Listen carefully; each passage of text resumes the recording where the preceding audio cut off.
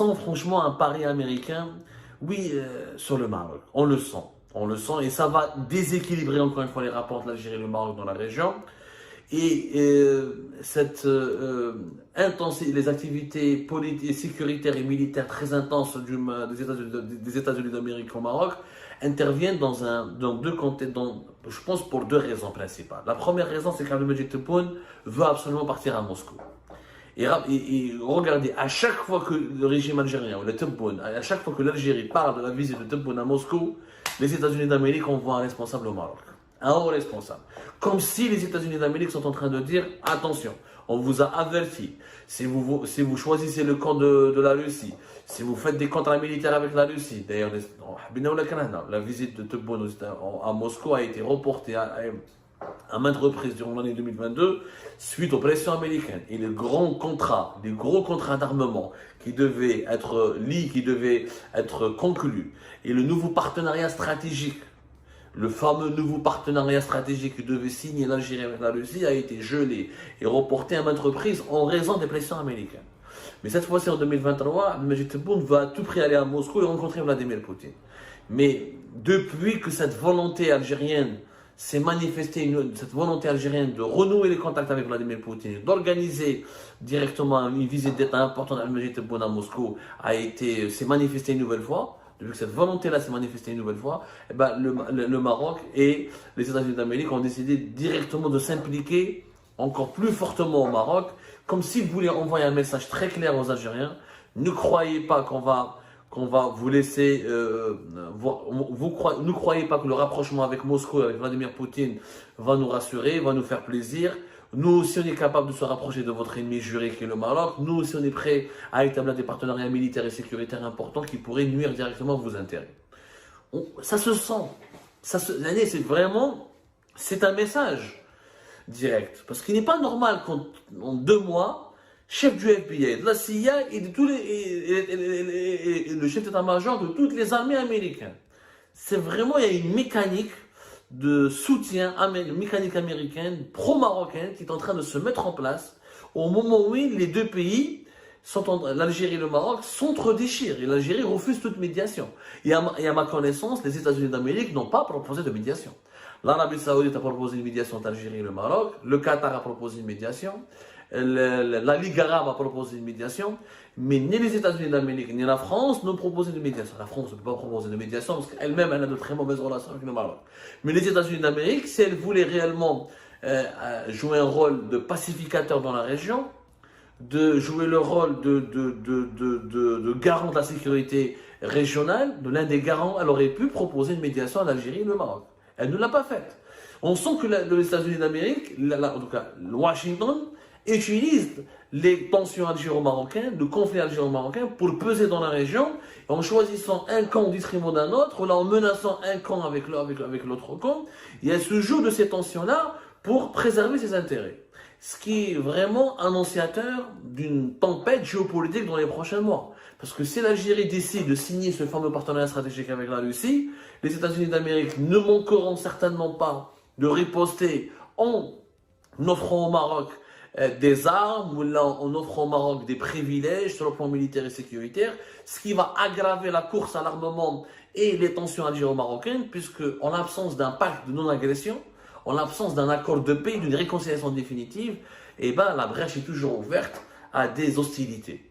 Donc, c'est les puissances mondiales qui utilisent le Maghreb, encore une fois, pour régler leurs comptes et pour imposer leur feuille de route. La Russie utilise l'Algérie pour faire chier l'Europe et les États-Unis pour avoir un pied en Afrique du Nord et pour défendre ses intérêts. Les États-Unis d'Amérique utilisent le Maroc pour contrecarrer l'expansionnisme russe dans la région et pour contrôler le régime algérien et l'empêcher donc et lui faire peur, le terrifier. Et c'est une sorte de menace pour l'Algérie. Le régime, une alliance militaire et sécuritaire renforcée entre les États-Unis d'Amérique et le Maroc est une menace directe au moment où il y a des gros différends géopolitiques avec le Maroc.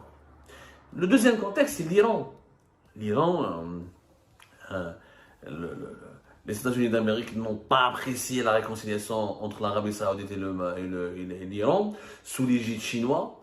Les États-Unis d'Amérique savent très bien que le Maroc est un partenaire, et le premier maintenant, et est devenu depuis 2021 l'allié militaire le plus important dans le monde arabe pour Israël. Donc l'axe Tel Aviv-Rabat vient d'être renforcé par Washington. Donc on voit clairement il y a un axe Tel Aviv-Rabat-Washington qui s'active. Et pour les Américains, vu que les Saoudiens ont voulu faire pas la paix, parce qu'on l'a déjà expliqué dans une émission précédente, il n'y a pas eu de réconciliation entre Riyad et Téhéran. Il y a un pacte de non-agression. L'Arabie Saoudite a peur qu'une guerre éclate entre Israël et Téhéran et les États-Unis d'Amérique. Et comme elle n'a pas la puissance militaire nécessaire pour contrecarrer l'Iran, qui est beaucoup plus armé, et l'Arabie Saoudite qui s'enlise dans le conflit au Yémen depuis 2014, qui a perdu réellement plusieurs batailles au Yémen, et dont l'armée n'est pas prête pour une confrontation conventionnelle, ou directe avec les Iraniens en tout cas, l'Arabie Saoudite qui veut se concentrer sur son développement social et économique, a besoin d'un accord de non-agression avec l'Iran. S'il y a une guerre entre l'Iran et Israël, l'Arabie Saoudite s'engage à ne pas se mêler, à ne pas attaquer, à ne pas participer, et l'Iran s'engage à ne pas contre-attaquer et contrecarrer, à ne pas attaquer l'Arabie Saoudite. Ce qui fait que pour l'Arabie Saoudite, elle sépare un ennemi qui est l'Iran, et l'Iran aussi elle est gagnante parce que s'il y a une guerre contre Israël, elle va se dire ah, au moins les Saoudiens, je n'aurai pas à me battre aussi avec les Saoudiens, je peux me concentrer sur les Israéliens. Les États-Unis d'Amérique, dans cette équation, ils veulent absolument s'assurer que le Maroc restera fidèle à l'alliance avec Israël. En aucun cas, le Maroc ne va se réconcilier avec l'Iran, c'est impensable. La politique marocaine, elle est anti-iranienne. Est-ce que le rapprochement de l'Algérie avec Moscou, est-ce que les Américains ont des infos que nous n'avons pas encore, qui laisseraient croire que les Algériens veulent se rapprocher des Iraniens? Ça ne m'étonne pas. Bon, ça m'étonne plutôt, ça m'étonne. Le régime algérien ne va pas faire l'erreur grossière de la connerie absolue de se rapprocher des Iraniens, sachant que les Iraniens, ça sent le fou, ça sent vraiment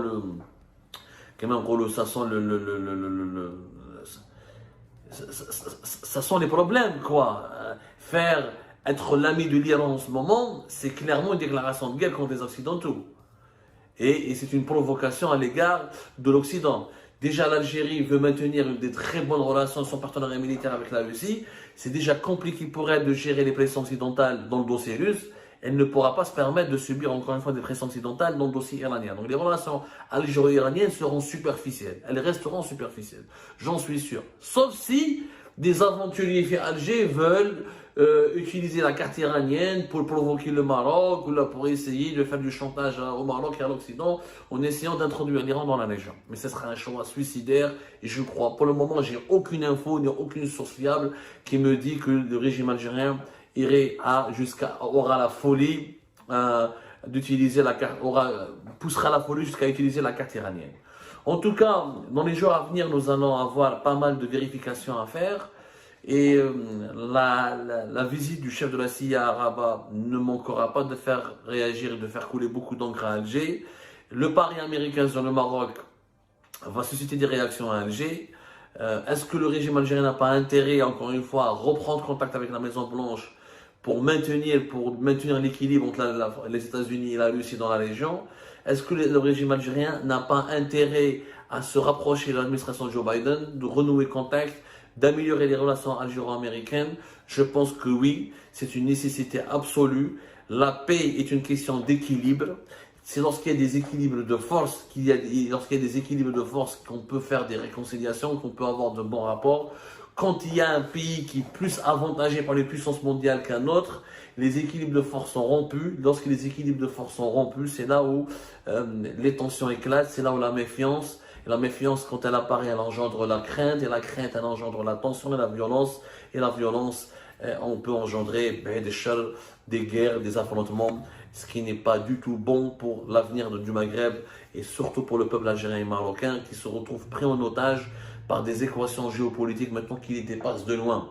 Le conflit algéro-marocain qui était auparavant localisé autour du dossier Sahara occidental, est devenu aujourd'hui international et mondial, puisqu'il y a la dimension, il y a le rapport avec la Russie, le côté de la guerre avec l'Ukraine, il y a le rapport avec Israël, avec l'Iran et l'Occident qui se sont greffés à ce conflit algéro-marocain et qui risquent malheureusement de lui donner, ils lui ont déjà donné une dimension internationale, mais qui risque de basculer les deux pays dans un cycle interminable de mauvaises relations qui pourraient aboutir à ce qu'on craint, et au pire, au cauchemar, une guerre fratricide entre l'Algérie et le Maroc. Le risque est à prendre très très au sérieux.